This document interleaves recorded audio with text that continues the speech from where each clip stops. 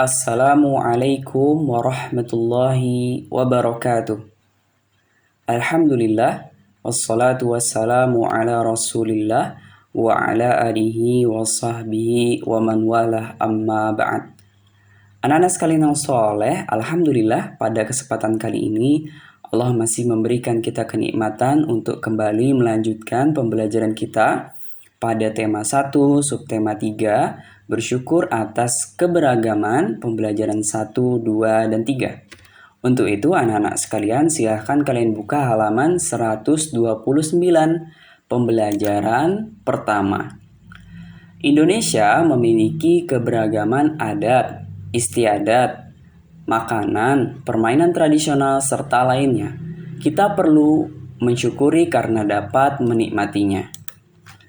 Makanan tradisional Indonesia membutuhkan waktu dalam mengolahnya. Pembuatnya pun harus ahli. Kamu akan belajar tentang seorang ibu pembuat dodol Betawi, makanan tradisional Betawi. Sekarang dengarkan gurumu bercerita. Lalu tulis gagasannya pada halaman 130 sampai 132. Dodol Betawi Mak Salmah. Sebentar lagi, kota Jakarta akan berulang tahun. Seperti tahun-tahun sebelumnya, Mak Salmah menerima banyak pesanan. Mak Salmah adalah pembuat dodol tradisional Betawi di kampungnya. Biasanya, ketika menyambut ulang tahun kota Jakarta, banyak pertokoan yang mengadakan festival Betawi. Makanan Betawi menjadi jajanan di festival. Kerak telur, bir peletok, dan dodol Betawi menjadi primadona makanan dalam menyambut Dirgahayu Jakarta. Sudah sejak seminggu yang lalu, Mak Salmah bekerja keras. Ia dan beberapa ibu-ibu tetangganya membuat adonan dodol, ketan, gula merah, gula pasir, dan santan dicampur menjadi satu. Membuat dodol Betawi membutuhkan kerjasama. Tidak hanya perempuan, laki-laki pun terlibat dalam pembuatannya. Biasanya, Mak Salmah dan ibu-ibu menyiapkan bahan, memarut kelapa, dan menumbuk beras ketan. Adonan dituang ke kuali, lalu diaduk hingga kental. Proses mengaduk ini dilakukan terus-menerus selama 8-12 jam. Pembuatannya memang berat dan lama. Oleh karena itu, pembuatan dodol Betawi membutuhkan kerjasama. Untuk memenuhi pesanannya, Mak Salmah selalu melibatkan tetangga-tetangganya. Mak Salmah ingin rezeki yang diperolehnya dari dodol Betawi tidak hanya dirasakannya sendiri. Mak Salmah juga ingin dodol Betawi selalu dikenal. Ia ingin warga di sekitarnya juga ikut melestarikan makanan tradisional milik kampung sendiri.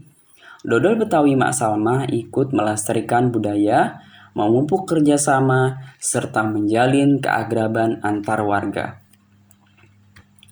Nah, setelah kita baca, kita tulis yuk gagasan pokoknya. Di sini ada pembagiannya. Paragraf pertama akan ditulis oleh Hakim, Fawas, Naufal, Dafa, Danis, Dika, Hanif. Paragraf kedua akan ditulis oleh Ibrahim, Rikoni, Afif, Arfa, Fauzan, Rizky, Khofi. Paragraf ketiga akan ditulis oleh Yasar, Rafa, Raihan, Rifaldi, Fadil, Azlan, dan Ghani. Halaman 134, di beberapa daerah, makanan tradisional itu ditawarkan penjual dengan berkeliling kampung. Terkadang mereka berteriak atau membunyikan alat untuk menawarkan makanan tersebut. Suaranya nyaring terdengar.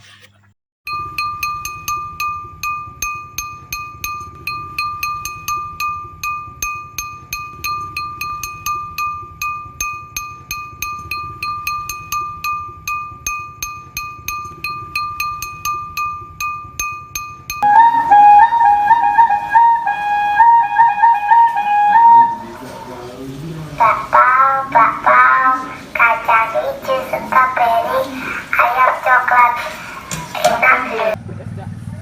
Tahu bulat digoreng dadakan 500-an, halo. Berbicara tentang bunyi yang dikeluarkan oleh pedagang keliling, bagaimana nih kalau kita coba membuktikan bahwa bunyi itu dapat memantul? Anak-anak sekalian yang soleh, pada kesempatan kali ini Ustadz akan melakukan percobaan untuk membuktikan bahwa bunyi itu bisa dipantulkan dan bisa diserap. Sebelum kita mulai, kita akan berkenalan terlebih dahulu dengan alat dan bahan yang kita gunakan. Yang pertama, sebagai sumber bunyi kita menggunakan sebuah jam dinding, lebih tepatnya detak jarum jam. Lalu media pemantulan bunyi, sebuah piring kaca, sedangkan media penyerapan bunyi sebuah kapas. Lalu, ada corong yang berfungsi untuk mengakomodasi suara yang ditangkap oleh HP ini. Nah, fungsi HP ini adalah sebagai pengganti telinga dan untuk merekam suara agar anak-anak sekalian juga bisa mendengarkan dan mengamati suara yang direkam. Lalu, di layar ini juga terlihat gelombang suara yang direkam oleh HP tersebut. Untuk itu, yang pertama kita akan mulai terlebih dahulu menangkap bunyi detak jarum tanpa media apapun. Yang kedua, kita akan menggunakan pemantulan. Yang ketiga, kita akan menggunakan penyerapan. Kita mulai.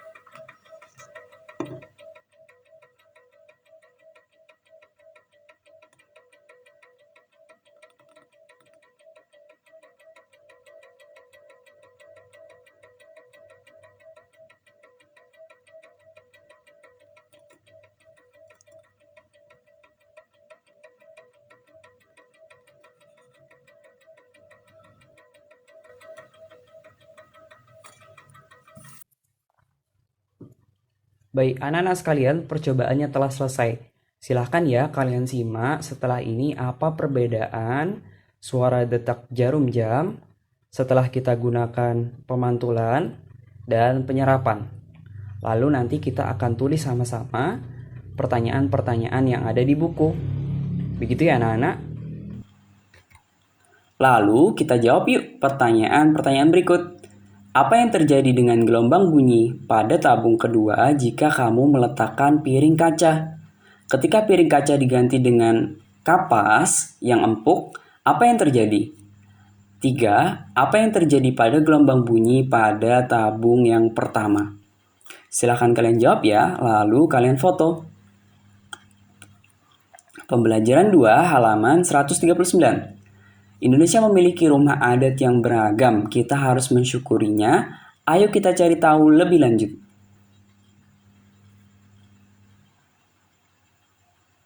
Salah satu keunikan dari rumah adat Indonesia adalah bentuk sudut atapnya.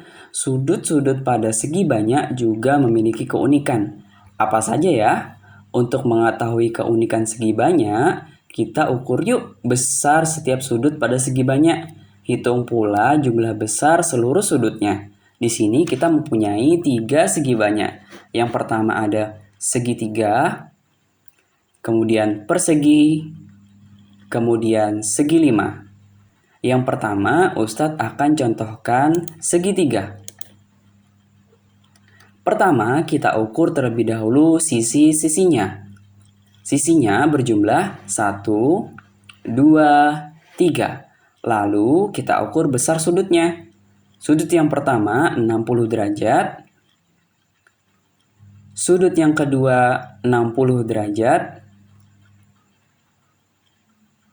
Sudut yang ketiga juga 60 derajat.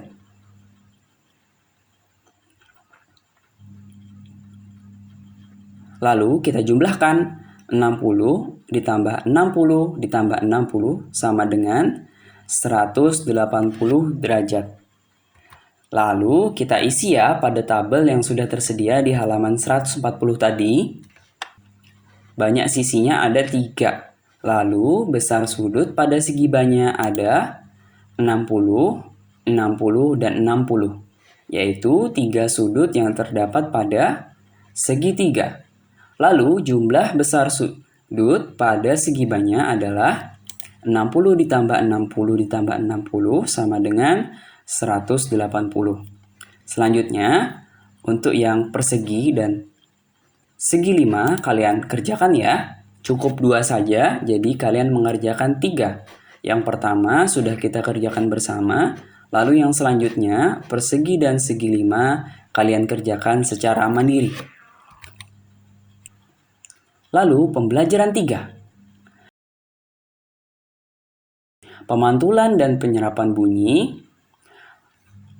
Pemantulan bunyi. Sebuah kelereng yang kita lempar ke dinding yang keras akan mengalami pemantulan. Demikian juga dengan bunyi. Bunyi juga dapat memantul jika dalam perambatannya dihalangi oleh benda yang permukaannya keras seperti kayu, kaca, dinding, atau besi.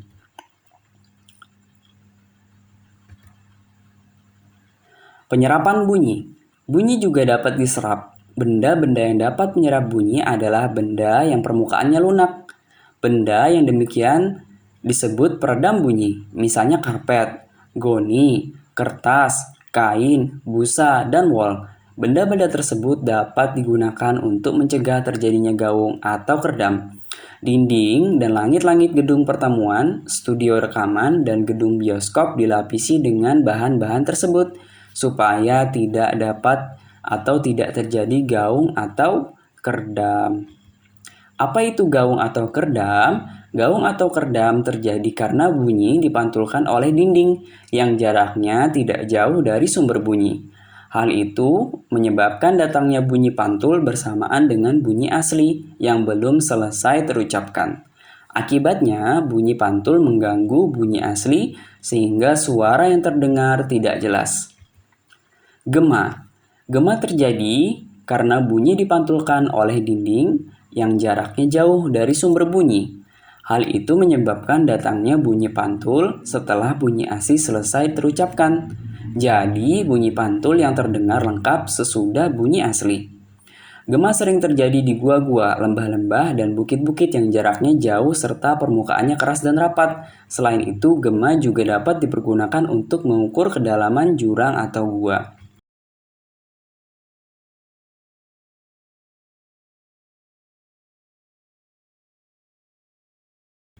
Alhamdulillah kita telah selesai.